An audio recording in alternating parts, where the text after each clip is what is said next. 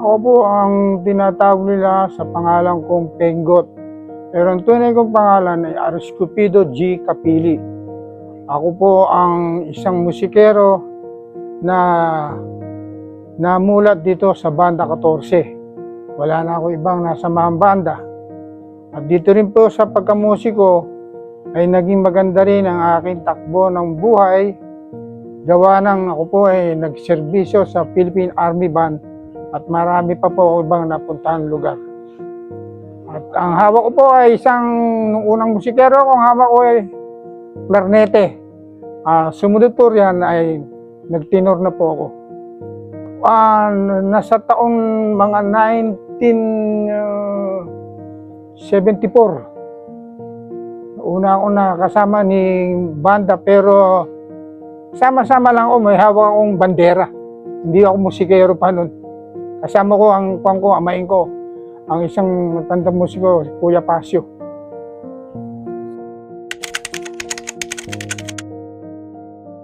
Ang pagka-encourage ko po sa banda na to, kaya po ako napunta doon po kasi sa lugar namin, doon po sila nagkikita-kita pag may mga tugtog. Bata pa po ako, hindi ko alam na magiging miyembro nila ako. Pero wala po talaga akong sahilig, hindi po. Kasi nakita ko po yung naging takbuhan nila, masaya. At marami silang mga lakad na nakikita ko naman po talaga ibang samahan nun dati. Unang sama ko dyan, ang hawak ko ay batingting, triangle. Sama-sama lang ako, wala akong alam. Basta binigyan lang ako uniforme. Kumbaga sa kon, pehe, pamparaming tao. Doon ako na-discourage na maraming lugar na ako napuntahan. At unang sama ko dyan ay ang piyesta ng Sabang. Yun po.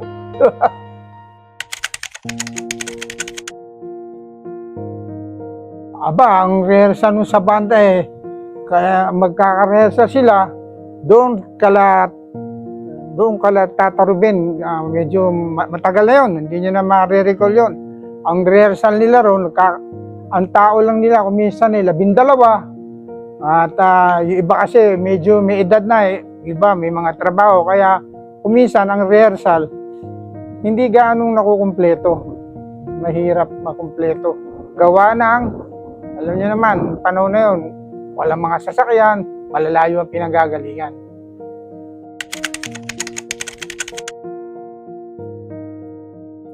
Ang pinakamahirap nun, ang miyembro ng banda, alam mo naman dyan yung normal yun, nagkakaroon ng alitan, hindi nakakaintindihan, at unang-una pa, yung mga second, third na mga parte, sa parte yan, normal yan, kahit sa banda. Hindi ko naman nila lahat talaga may nangyayaring ganun. Dito na sa 14, nakakaintindihan din naman kahit pa paano. Pinakamasayang bahagi, yung tumugtog ka at maging masaya ka. At mapunta mo yung mga makabilo mo yung mga ibang banda, makakakilala kayo. Yun ang pinakamasaya sa lahat.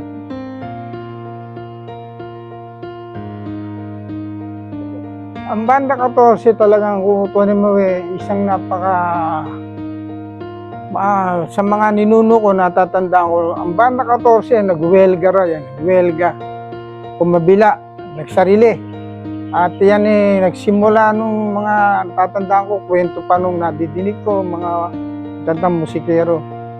Pinakamabigat yun, nangyari na yun sa Banda 14 kasi tumutugtog lang ata sila nun kukwento sa akin 12, ganon.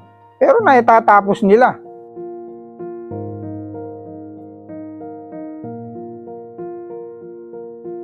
Iba na Banda 14 ngayon.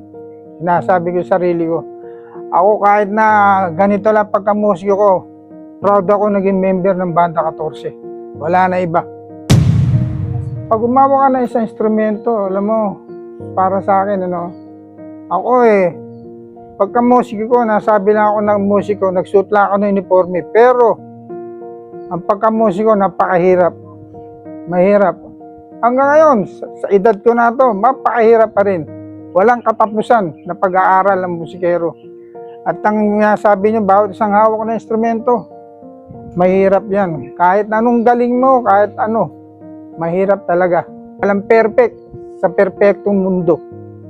Ako nga pala kung ibabalik ko sa aking buhay, sa ngayon, civilian life na ako. Pero nung nakaraan na after 5 years, ako po ay isang retired Master Sergeant. Galing po ako sa Presidential Security Group. Diyan po ako nagtagal. Lahat ng presidente na mula kay Marcos, nakaisang taon ako kay Duterte. Ito po ngayon ako. At na buhay sa harap ninyo. At ito naman na pinakamasaya sa lahat ng binabati ko kayo, pati sarili ko, na 112 anniversary ng Banda 14. Mabuhay kayo. I love you. Kahit na bihira ako sumama sa inyo, mahal ko kayo. God bless. See you.